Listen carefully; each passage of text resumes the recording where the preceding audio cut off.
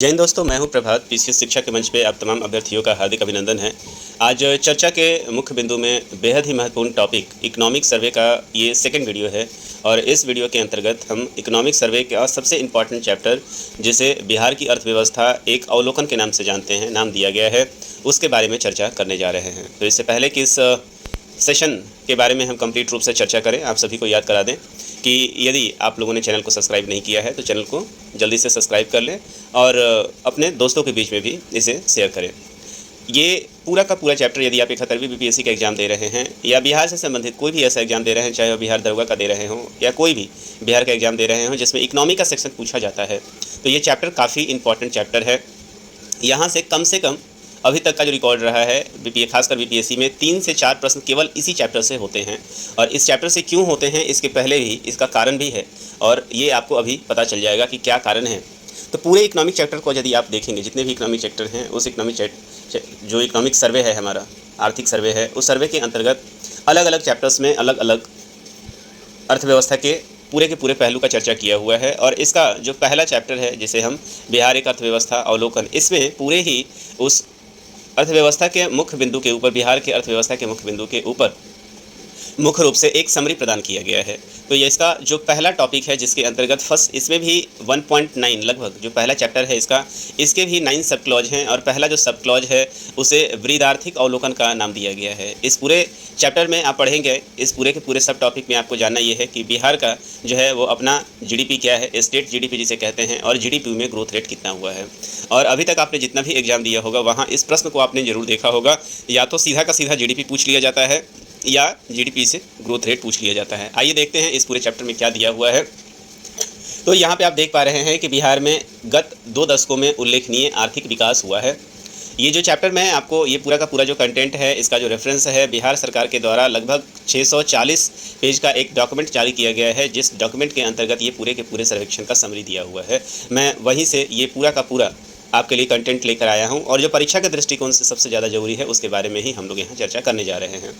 तो ये पहले के पहले जो फर्स्ट है वहाँ पे क्या दिया हुआ है, तो बिहार में गत 2 दशकों में उल्लेखनीय आर्थिक विकास हुआ है, जिसके कारण विकास से जुड़े विभिन्न क्षेत्रों में उन्नति हुई है।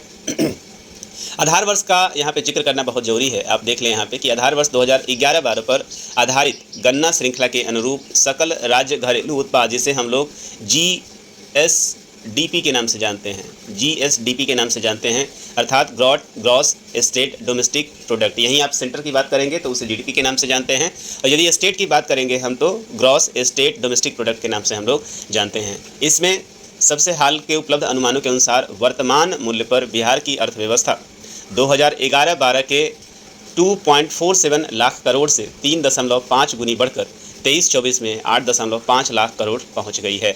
तो आप देख पा रहे हैं यहाँ जो जिक्र किया जा रहा है, लगभग 2011-12 को यहाँ बेसलाइन माना गया है और यहाँ आंकड़ों में दिखाया गया है कि 2011-12 में जहाँ बिहार की जो SGDP मतलब स्टेट बिहार का जो GDP था वो कितना था, केवल 2.47 लाख करोड़ था। नोट करते रहेंगे इसको, केवल 2.47 लाख करोड़ था। और 2023-24 में यदि आप देखेंगे तो यही जो स्टेट GDP है बढ़ के भी कितना हो गया है, 8.54 लाख करोड़ यहाँ पे हो गया है। तो आप देख पा रहे हैं लगभग 12 वर्षों के अंतर्गत जो बिहार की GDP है वो GDP में कितना का ग्रोथ हुआ है, तो 3.5 टाइम्स का यहाँ पे ग्रोथ आपको देखने को मिल रहा है।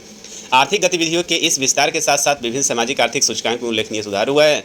इन वर्षों में राज्य सरकार की पहलों में ने स्वास्थ्य, शिक्षा और अन्य सामाजिक सूचकों की समग्र उन्नति के साथ साथ आबादी के प्रति व्यक्ति आय की वृद्धि का भी योगदान दिया है।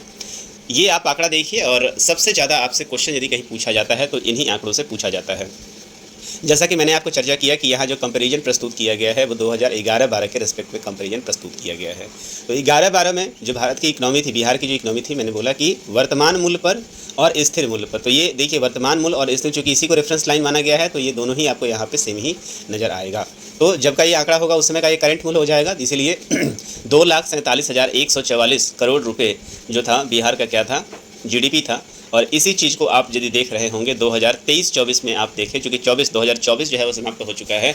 एक चीज़ को हमेशा आप याद करेंगे, जब भी इकोनॉमिक सर्वे आता है और बजट आता है, इन दोनों में एक चीज़ आप देखेंगे कि जो बजट अभी आया था 2025-26 के लिए आया था, मतलब बजट 1 साल आगे का अनुमान होता है कि उस समय अगले 1 साल में आप क्या खर्च करने वाले हैं। जो इकोनॉमिक सर्वे होता है वो 1 साल पीछे का होता है, तो ये जो सर्वे है वो 24-25 का है, मतलब कि एक साल पहले 2025 अभी तो चल ही रहा है, तो यहाँ पे जो आपको आंकड़े मिलेंगे वस्तुतः 2023-24 के आंकड़े आपको मिलेंगे। इस बात को भी याद रखिएगा, जो सर्वे कहा जाता है 2024-25 ये कहा जाएगा, लेकिन जो आंकड़े मिलेंगे वो आंकड़े मिलेंगे जो वर्ष कंप्लीट हो चुका है। तो इकोनॉमिक सर्वे के जो आंकड़े आपको यहाँ पे दिए गए हैं, यहाँ पे सटीक आंकड़े होते हैं जिसके ऊपर ऑलरेडी एनालिसिस हो चुका होता है। तो 2023-24 आप देख रहे हैं, 2024 समाप्त हो चुका है और यहाँ पे ये आंकड़े जो है हमें मिल चुके हैं। तो बिहार का जो जीडीपी रहेगा बिहार का, जिसको हम जीएसडीपी के नाम से जानते हैं, तो यदि 2011-12 का बेसलाइन हम लोग यहाँ पे लेके चल रहे हैं, तो इस बेसलाइन में 2,47,000 करोड़ रुपए जो था, ये आप देखेंगे लाख करोड़ रुपए जो है वो बिहार का एसजीडीपी कब था, 2011 और 12 में था।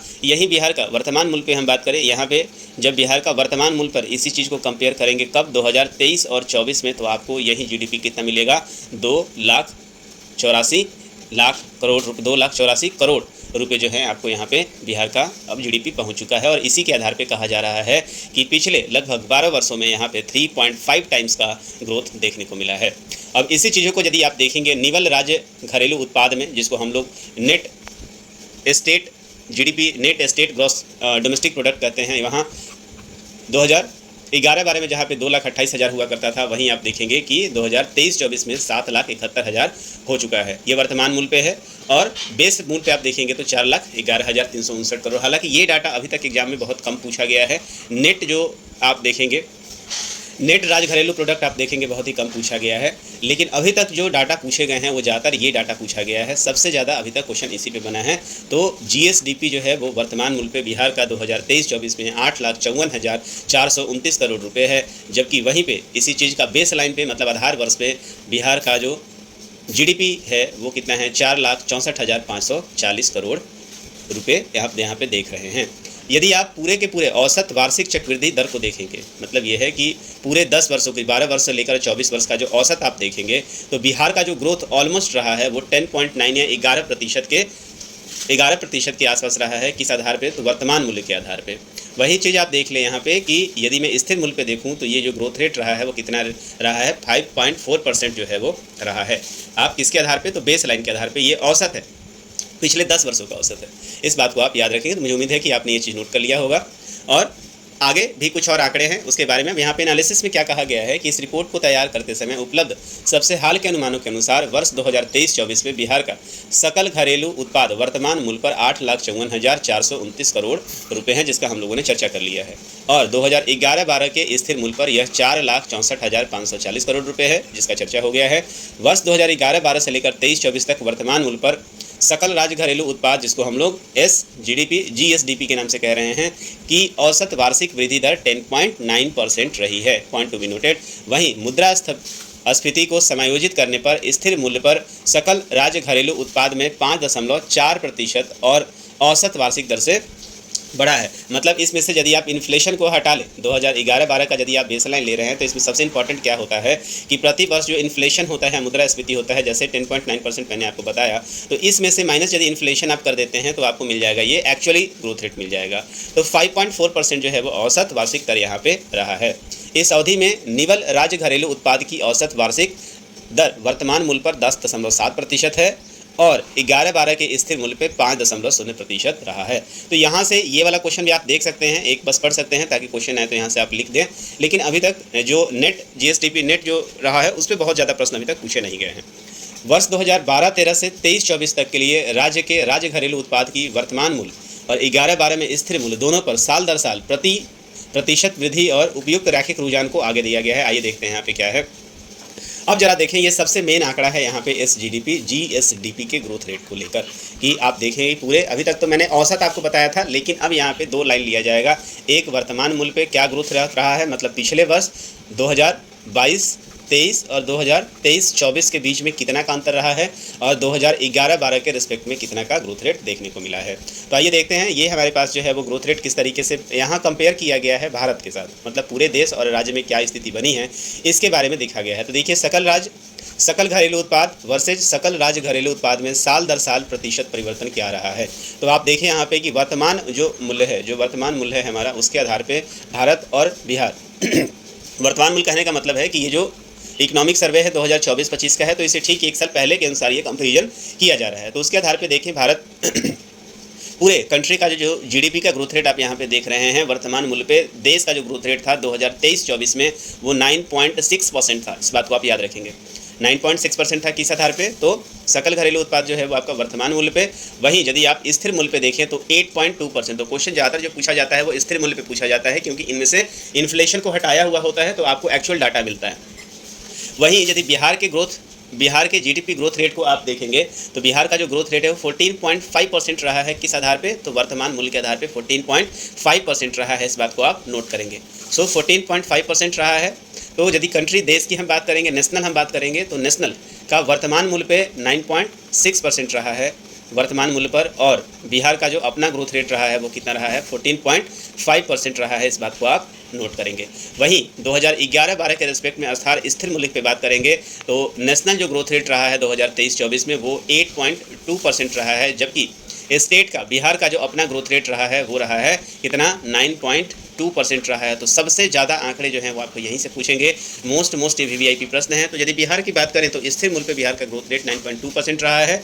वहीं बात करें हम लोग वर्तमान मूल्य पे तो ग्रोथ रेट कितना रहा है, 14.5%। इसी में से आप इन्फ्लेशन को लगभग जो 5%, 5.3% के आसपास जो इन्फ्लेशन रहा है उसको आप निकाल देते हैं तो आपको क्या मिल जाता है, बिहार का अपना ग्रोथ रेट आपको मिल जाता है, 9.2% जो है आपको ग्रोथ रेट मिल जाएगा। तो मोस्ट ये इंपॉर्टेंट ये फैक्ट है। अब मुझे उम्मीद है कि ये फैक्ट जो है आपको काफ़ी समझ में आया होगा। इस बात को आप याद रखेंगे।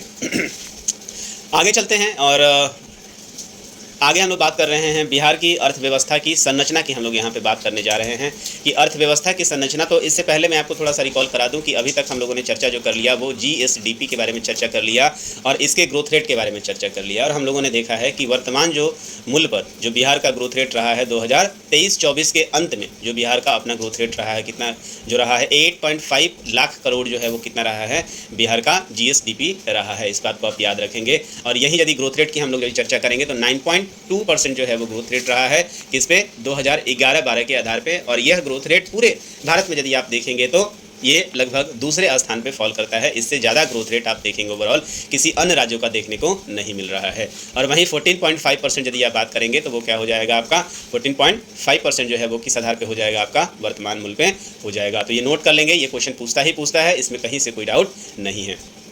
अब बात करने जा रहे हैं हम लोग बिहार की अर्थव्यवस्था की संरचना में। इसमें आपको क्या क्या वो चीज़ मिलते हैं, तो इसको मोटे मोटी तौर पे GSVA के नाम से जाना जाता है, ग्रॉस स्टेट वैल्यू एडेड कहा जाता है इसको। कि अब जो आपने इकोनॉमी के बारे में पढ़ा उसी को अब फ्रेगमेंटेड रूप में देखेंगे। इसके अंतर्गत जो भी सेक्टर्स हैं उन सेक्टर्स का क्या योगदान रहा है अपने पूरे इकोनॉमी को, और इसी चीज़ को हम लोग क्या कहते हैं, तो इसी चीज़ को कहा जाता है संरचना कहा जाता है, स्ट्रक्चर कहा जाता है, किन किन चीज़ों से बना है। तो अब इसका और भी बारीक विश्लेषण यहाँ पे आप देखेंगे कि और बारीक विश्लेषण यहाँ पे हम लोग करने जा रहे हैं। GSVA that is primary sector, इसके अंदर किस किस चीज़ों की जानकारी आपको मिलेगी, प्राइमरी सेक्टर, सेकेंडरी सेक्टर और टर्सरी सेक्टर, अर्थात प्राथमिक, द्वितीयक और तृतीयक, ये तीनों ही क्षेत्रों का क्या योगदान रहा है हमारी अर्थव्यवस्था में, उसके बारे में हम लोग यहाँ पे जानने जा रहे हैं। मोस्ट ये इंपॉर्टेंट टॉपिक है। और बीपीएससी के जितने भी एग्जाम हुए हैं अभी तक उन सारे एग्जाम में से जो इससे पहले मैंने बताया, और यहाँ से क्वेश्चंस 100% श्योर रहते ही हैं। ये ऐसे चैप्टर्स हैं जहाँ से क्वेश्चन नहीं आने का सवाल नहीं है। आइए चलिए समझते हैं इस पूरे टॉपिक में क्या दिया हुआ है। तो सबसे पहले यहाँ पे कुछ विश्लेषण प्रस्तुत किया गया है, फिर आपको आंकड़े यहाँ पे मिलेंगे। तो किसी राज्य में किसी खास अवधि में आर्थिक गतिविधियों के आकार का अनुमान उन आर्थिक गतिविधियों में हुए सकल मूल्य वर्धन, जिसको हम लोग GVA कहते हैं, ग्रॉस वैल्यू एडेड कहते हैं, को मापकर किया जाता है। तो अभी तक तो जैसे हम लोगों ने चर्चा किया कि बिहार का जो ग्रोथ रेट रहा है वो ग्रोथ रेट 9.2% रहा है, स्थिर रेट पे रहा है। लेकिन इसी चीज़ के अंतर्गत अब ओवरऑल किस किस सेक्टर का कितना योगदान रहा है और कितना हिस्सा रहा है, इसके बारे में आपको गहन अनुमान किससे मिलेगा, GVA पे मिलेगा। सकल राज्यगत मूल्यवर्धन राज्य की अर्थव्यवस्था में हुए समग्र मूल्यवर्धन को दर्शाता है, जिसकी गणना किसी उत्पाद के कुल मूल्य में से उसके उत्पाद पर बढ़े हुए मध्यवर्ती लागतों को घटाकर किया जाता है। मोस्ट ये इंपॉर्टेंट लाइन है। यहाँ से आपको सीधा का सीधा आप देखेंगे कि MCQ क्वेश्चंस पूछा जा सकता है। तो जो ग्रॉस वैल्यू एडेड होता है उसमें होता क्या है कि जब किसी आप एक प्रोडक्ट को बनाना शुरू करते हैं तो इनिशियल लेवल पे आपने जो भी खर्च इसमें किया हुआ है और इसमें से जो इंटरमीडिएट जो और फाइनल जो प्रोडक्ट मिला है, इनिशियल प्रोडक्ट और फाइनल प्रोडक्ट जब बनकर ये तैयार होता है उसके बीच में से जो आप इंटरमीडिएट जो खर्च होते हैं यदि आप उसको निकाल देते हैं तो जो बचता है उसी चीज़ को क्या कहा जाता है, मध्यवर्ती लागतों को हटा दिया जाता है तो उसी चीज़ को हम लोग क्या कहते हैं, तो एग्जैक्ट आपको GVA यहाँ पे निकल कर आ जाता है कि कितना एक्चुअली बढ़ा। तो 2011-12 के स्थिर मूल्य पर 2019-20 से 2023-24 तक के लिए सकल राज्य मूल्यवर्धन की क्षेत्रगत संरचना प्रस्तुत की गई। तो इस बार जो आंकड़ा दिया गया है, विशेषता जो कंपेयर किया गया है 2019-20 से कंपेयर किया गया है 2023-24 को। मतलब आप देखेंगे कि लगभग 5 वर्षों का यहाँ पे कंपेरिजन दिया गया है कि 5 साल पहले विभिन्न सेक्टरों में क्या ग्रोथ हुआ है और आज क्या ग्रोथ हुआ है। तो वर्ष 2023-24 में आंकड़े जो हैं वो त्वरित अनुमान है, 2022-23 के आंकड़े जो हैं वो अनंतिम अनुमान है। ये कह रहा है कि 23-24 का जो आंकड़ा है वो अभी एक्सपेडाइट अभी तुरंत बनाया गया है, जबकि 2022-23 का ऑलरेडी जो है वो समाप्त हो चुका है, वो फाइनल हो चुका है। तो बिहार में 2011-12 के स्थिर मूल्य पर 2019-20 और 23-24 के लिए सकल राज्यगत मूल्यवर्धन में प्राथमिक, द्वितीयक और तृतीयक क्षेत्रों का हिस्सा हम लोग आगे चर्चा करेंगे। और इस दौरान सकल राज्यगत मूल्यवर्धन में तृतीयक क्षेत्र का हिस्सा घटने का अनुमान है। यदि आप देखेंगे टोटल जो तृतीयक जो है कौन सा है, हमारा सेवा क्षेत्र है। तो यहाँ बताया जा रहा है कि सेवा जो क्षेत्र है 2019-20 के रिस्पेक्ट में वनस्पत यहाँ पे कुछ प्रतिशत घटा है, जो कंट्रीब्यूशन है वो घटा है। अब यहाँ घटा है तो कहीं ना कहीं बढ़ा भी होगा, इस बात को देखेंगे हम लोग। तो 2019-20 में 61% जहाँ पे सेवा क्षेत्र था, टर्सरी क्षेत्र में 61% का योगदान था हमारे पूरे जीएसडीपी में। वहीं 2023-24 में ये घटकर मतलब 2% का डिक्लाइन आपको देखने को मिला है। वो कितना हो गया है, 59% रह गया है। इस कमी के बावजूद राज्य में आर्थिक गतिविधियों के जरिए मूल्यवर्धन में यह सबसे महत्वपूर्ण योगदाता बना हुआ है। और इसके विपरीत द्वितीय क्षेत्र का हिस्सा इस अवधि में 19% से बढ़कर 21% चला गया है। तो मतलब जो सेकेंडरी क्षेत्र है, जिसको हम लोग विनिर्माण क्षेत्र कहते हैं, जहाँ पे प्रोडक्शन होता है, तो वहाँ पे आप देखेंगे जो तृतीय क्षेत्र में 2% घटा है, तो ये 2% कहाँ बढ़ गया है, विनिर्माण के क्षेत्र में बढ़ा है। तो इस बात को आप देखेंगे कि ये जो है प्रोडक्शन लाइन में लोग अब धीरे धीरे क्या कर रहे हैं, एंट्री कर रहे हैं। जो सेवा क्षेत्र हैं, इससे आप ये भी अनुमान लगा सकते हैं कि जो भी लोग सेवा के क्षेत्र में अभी तक अर्थात जो नौकरी दे रहे हैं, जो प्रोफेशनल्स किए हुए थे, वो अब धीरे धीरे कहाँ घुस रहे हैं, तो विनिर्माण के क्षेत्र में अब वो जा रहे हैं। वहीं राज्य के सकल राज्यगत मूल्यवर्धन में प्राथमिक क्षेत्र का हिस्सा 2019-20 से 23-24 के बीच में 20% रहा है। किसकी बात की जा रही है, तो प्राथमिक क्षेत्र की बात की जा रही है। तो आप देखेंगे कि 3 क्षेत्रों में बांटा जाता है। आइए इसको एक टेबल के पाईग्राफ के माध्यम से हम लोग देखते हैं। यहाँ पे चर्चा आप देखिए, अब यहाँ पे चर्चा हम लोग करते रहे कि 2019-20 और 23-24 के लिए यहाँ कंपैरिजन प्रस्तुत किया गया है। तो आप देखेंगे सबसे पहले जो ये इसको कहते हैं प्राइमरी सेक्टर, जो प्राथमिक क्षेत्र होता है। और इसके अंदर क्या होता है, इनिशियल जो भी एग्रीकल्चर वाला जो भी काम होता है वो सब किस में आता है, वो एग्रीकल्चर बेस्ड जितने भी एक्टिविटी होते हैं इकोनॉमी में, वो सारे किस में आते हैं, प्राथमिक में आते हैं। मतलब इससे ये रॉ मटेरियल है, इसी से आगे जाके और दूसरा कोई चीज़ बनता है। तो प्राथमिक क्षेत्र में जहाँ 2019-20 में 20% आप देखेंगे योगदान था पूरे जीएसडीपी में, पूरे बिहार की इकोनॉमी में, वहीं 2023-24 में भी 20% का ही योगदान यहाँ पे है। अब यहाँ पे हम देखेंगे कि प्राथमिक सेक्टर का योगदान तो जीएसडीपी में 20% का है, लेकिन रोजगार में यह कितना योगदान देता है। और आपको आगे देखिएगा कि रोजगार में इस 20% में ही पूरे बिहार की लगभग 45% जनता समाई हुई है। तो केवल जीएसडीपी में 20% का योगदान है और इसके 2.5 गुने के आसपास लोग इसमें समाहित हैं। इसका मतलब क्या होगा कि आप देखेंगे कि उत्पादन जो पर कैपिटा जो प्रोडक्शन होगा वो काफ़ी आपको कम नज़र आएगा। इस बात को भी आप याद रखेंगे। तो यही कारण है कि बिहार में जो इकोनॉमी जो प्रोस्पेरिटी नहीं आ रही है, क्योंकि बिहार की अधिकतर जो जनता है वो इसी प्राइमरी सेक्टर के अंतर्गत डिपेंडेंट है। और डिपेंड होने के बाद ये है कि ऐसा नहीं है कि इस सेक्टर से बिहार को ज़्यादा योगदान मिल रहा है, और योगदान केवल 20%। यहाँ लगभग 45% जो बिहार की पूरी लगभग आधी आबादी जो है इसी कृषि क्षेत्र पे डिपेंडेंट है, लेकिन यहाँ से जो इकोनॉमी के सेक्टर में जो योगदान है वो केवल 20% है। तो एक बहुत बड़ा, जब कभी भी आप एनालिसिस कर रहे हो, मेंस का पेपर लिख रहे हो, तो आप इस एनालिसिस को प्रस्तुत कर सकते हैं। वहीं पिछले 5 सालों से ये कांस्टेंट बना हो रहा है, जो कि एक चिंता का विषय है। ये कांस्टेंट नहीं होना चाहिए, इसमें बढ़ोतरी देखने को मिलनी चाहिए थी। आगे देखते हैं। दूसरा जो है बिहार में जो द्वितीय क्षेत्र है, जो सबसे कंसर्न है केवल बिहार के लिए नहीं बल्कि पूरे देश में ही, आप देखेंगे कि जो इंफ्रास्ट्रक्चर है, इंफ्रास्ट्रक्चर जिसे हम लोग कहते हैं, इसी को विनिर्माण क्षेत्र कहते हैं। तो बिहार सबसे ज़्यादा जो भुक्तभोगी है वो इसी चीज़ का भुक्तभोगी है। जो बिहार की ग्रोथ रेट जो कुंठित होती है वो इसी कारण होती है, क्योंकि बिहार में किसी तरीके के बड़े कुछ उद्योग नहीं हैं। तो यहाँ पर आप देख रहे हैं कि 2019-20 में जहाँ द्वितीय क्षेत्र का जो योगदान था 19% था, वहीं द्वितीय क्षेत्र आप देखेंगे कि 2023-24 में इसमें मामूली सी बढ़त देखने को मिली है, +2% जो है वो ग्रोथ देखने को मिली है। और उसका कारण यहाँ पे ये है कि बिहार में अभी आप देखेंगे कि एग्रो बेस्ड जो है कुछ प्रोडक्शंस जो है वो मिल्स खुले हैं, जिसके अंतर्गत आप देखेंगे इथेनॉल के जो प्लांट हैं और फूड प्रोसेसिंग के जो प्लांट हैं वो बिहार में अब लगातार खुल रहे हैं। इसके अलावा आप देखेंगे कि बरौनी में जो कोको कोला बॉटलिंग पॉइंट है, इसके अलावा कुछ सीमेंट कारखाना को आप देख लेंगे जो यहाँ पे खुलता हुआ नजर आया है। तो इसका असर आप यहाँ पे देख रहे हैं कि 19 से बढ़कर ये कितना हो गया है, 21% हो रहा है। वहीं आप तृतीय क्षेत्र की बात करेंगे तो तृतीय क्षेत्र में कौन से सेवा आते हैं, सेवा के क्षेत्र आ जाते हैं। मतलब चाहे वो डॉक्टरी हो, इंजीनियरिंग हों या जो भी चीज़ें हों, जो सेवा का काम लोग करते हैं, कहीं सर्विस दिया जाता है, तो नौकरी पेशा लोग, तो इसका पूरे सेक्टर में आप देखेंगे सबसे बड़ा योगदान है। और ये जो योगदान है आप देखें, ये जो तृतीय क्षेत्र में 61% 2019-20 में था, वो 2023-24 में आके क्या हो गया है, 59% हो गया है। तो आप देखेंगे कि यहाँ पे -2% आपको देखने को मिल रहा है। यही 2% जो है वो विनिर्माण के क्षेत्र में गया है। कहने का मतलब यह है कि जो लोग सेवा दे रहे थे या जो अच्छी नौकरियाँ कर रहे थे, वो लोग अब कहाँ एंट्री कर गए हैं, इसका 2% हिस्सा जो है वो कहाँ हो गया है, विनिर्माण के क्षेत्र में आ गया है। जबकि प्राथमिक सेक्टर जो है वो वैसे का वैसे जो है वो बना हुआ है। इस बात को आप याद रखेंगे। आगे चलते हैं। जिस क्षेत्र में मैं ग्रोथ की बात कर रहा था, तो जो प्राइमरी सेक्टर है, इसके अंदर कौन कौन से वो चीज़ आते हैं, आपसे पूछा जा सकता है। तो प्राइमरी के अंदर कृषि, वानिकी, मत्स्यिकी, फसल, पशुधन, ये सारे, जल कृषि, खनन, मोस्ट इंपॉर्टेंट जो है खनन और उत्खनन, ये भी कृषि के अंदर ही आता है। तो इस बात को आप याद रखेंगे। और इस सबों को मिलाकर क्या बनता है, प्राइमरी सेक्टर बनता है। 2019-20 में जो हम लोगों ने चर्चा किया था 19.6 था, 20-21 में 21.19, 21-22 में 21.3, 22-23 में 20.5 और 19.9% अब कहाँ पहुँचा है, 23-24 में पहुँचा है। तो आप यहाँ पे 2020-21 से यदि आप देख रहे हैं तो लगातार आप देखेंगे कि प्राइमरी सेक्टर में क्या आ रहा है, डिक्लाइन आ रहा है। और धीरे धीरे ही सही, अब ये बहुत कम मतलब नीचे होता जा रहा है। हालांकि आप देखेंगे कि अभी कांस्टेंट बना हुआ है, जो कि एक अच्छी स्थिति को नहीं दिखाता है। मतलब यहाँ पे धीरे धीरे आप देखेंगे कि जो मैन पावर है, जिसके पास रोजगार नहीं है, वो सारे के सारे अब एक ही खेत है, और उस खेत पे आप देखेंगे कि दिन पर दिन एक जनरेशन के बाद दूसरा जनरेशन जो है वो बढ़ता चला जा रहा है। और इसके कारण आप देखेंगे कि इस पर जो है वो डेमोग्राफिक लोड बढ़ने का यहाँ से आपको उत्पादन बहुत ही कम देखने को मिलेगा। और यही कारण है कि बिहार में जो कृषि है वो कैसी कृषि हो गई है, एक निर्वाह कृषि हो गई है, जहाँ से आपको बहुत सारा चीज़ देखने को नहीं मिलता है। आगे देखते हैं। जो विनिर्माण क्षेत्र होता है, जिसको हम लोग सेकेंडरी कहते हैं, उसके अंदर क्या क्या मिलता है, विद्युत, गैस, जलापूर्ति, जनोपयोगी सेवाएं और निर्माण का क्षेत्र। यहाँ भी बिहार जो है आप देखेंगे कि 2019-20 में 19.4 था, 20-21 में 21.1 है, और 23-24 में आप देखेंगे 21.5% यहाँ पे नज़र आ रहा है।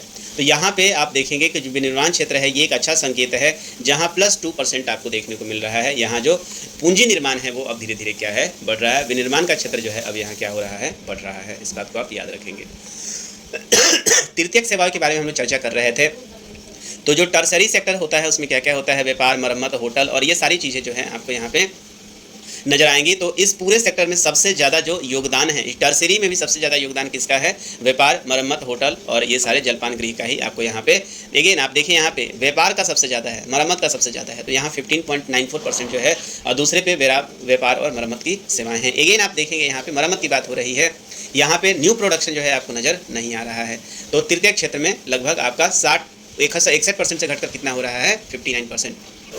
एक आंकड़ा यहाँ पे प्रस्तुत किया गया है, जिस आंकड़े को आपको राज्यवार क्षेत्र में आगे देखना था, लेकिन आप देखें 23-24 के रिस्पेक्ट में जरा एक आंकड़ा आप देखें यहाँ पे कि तृतीय क्षेत्र में जरा बिहार और भारत के सकल मूल्यवर्धन और राज्य के क्षेत्रवार हिस्सा जो है वो यहाँ पे क्या है। तो जरा देखें, तो बिहार में अभी मैंने चर्चा किया कि 23-24 में जो आप देखेंगे कि सकल मूल्यवर्धन में हिस्सा जो होता है वो क्या है। आप तो दो चीज़ें यहाँ पे दी हुई हैं कि जीबीए में क्या हिस्सा है और रोजगार में क्या हिस्सा है। सबसे इंपॉर्टेंट ये आंकड़ा है, जरा आप इसको बहुत ही गौर से देखें। 23-24 के रेस्पेक्ट में क्या आंकड़ा ये कह रहा है। तो बिहार का देखिए, ये प्राइमरी सेक्टर आपको ये जो है आपका 19.9 जो है प्राइमरी सेक्टर दिख रहा है, सेकेंडरी दिख रहा है, और टर्सरी आपको यहाँ पे नज़र आ रहा है। लेकिन आप जरा रोजगार में योगदान को देखें। यहाँ पे प्राइमरी सेक्टर का जो जीबीए में योगदान है वो कितना है, 19.9% है। जबकि आप देखें यहाँ पे रोजगार का जो हिस्सा है 54.2%। मोस्ट शॉकिंग आप देख रहे हैं, 54.2% आप देखिए यहाँ पे क्या है, ये रोजगार प्रदान करता है। तो बिहार में जो जीबीए में है वो आप देखिए 19.9% का योगदान है, लेकिन रोजगार कितना कर रहा है, 54.2%, मतलब आधे से भी ज़्यादा। यही सबसे बड़ा जो अनइक्वल आपको नज़र आ रहा है। और ये पूरे भारत के लिए, भारत में भी आप देखें 16.6% जीबीए में योगदान है, लेकिन लोग कितने इस पर डिपेंडेंट हैं, 46.3%। ये सबसे बड़ा जो आप देखेंगे कि ये समस्या है। दूसरी तरफ आप देखें सेकेंडरी में 21.5% जो है ये जीबीए में योगदान है, और वहीं आप देखिए रोजगार में कितना है, तो आप देखिए 23.6%, मतलब आप ग्रोथ देखने को मिल रहा है। यहाँ भी देखिए भारत के रेस्पेक्ट में भी आप देखें 28.7 और यहाँ 24%, तो थोड़ा सा अंतर यहाँ पे नज़र आ रहा है। लेकिन जो विनिर्माण क्षेत्र होता है वो हमेशा ही आपको आगे दिखता है, मतलब जितना इसका जीबीए में योगदान है उसी के आसपास आप देखेंगे कि इसका योगदान कहाँ पे है। तो आप नज़र आएगा आपको सेकेंडरी सेक्टर में, रोजगार में भी योगदान नज़र आएगा। टर्सरी सेक्टर को देखिए आप 15.6% जो है आपको नज़र यहाँ पे आ रहा है जीबीए में कुल मिला के कंट्रीब्यूशन। वहीं पे यदि आप देखें तो जो प्रोडक्शन है जो आपका रोजगार में है केवल 22.2%। तो सेवा क्षेत्र में लगे हुए हैं 58.6% यहाँ पे लोग, और यहाँ पे योगदान जो हमें मिल रहा है रोज़गार में कितना मिल रहा है 22.2%। ये भी आप देखेंगे कि बिहार के लिए एक चिंता का विषय है और ये चीज़ आप जरूर मेंस लिख रहे होइएगा, वहाँ पे इस बात का आप मेंशन कर सकते हैं। तो सेशन चूँकि लंबा चला जाएगा इसीलिए आज मैं इसको यहीं पे स्टॉप कर रहा हूँ। अगले सेशन में और भी इसके लगभग 6 मुख्य बिंदु बचे हुए हैं जिसके ऊपर हमें चर्चा करना है और यहाँ से कई तरह के प्रश्न आपको देखने को मिलेगा। तो मुझे उम्मीद है कि ये सेशन आपको बेहतर लगा होगा और यहाँ से कम जो 2 चैप्टर में डील किया, यहाँ से आप मान के चलें कि कम से कम 2 से 3 प्रश्न यहाँ से आना लाजमी है, इसमें कहीं से कोई डाउट नहीं है।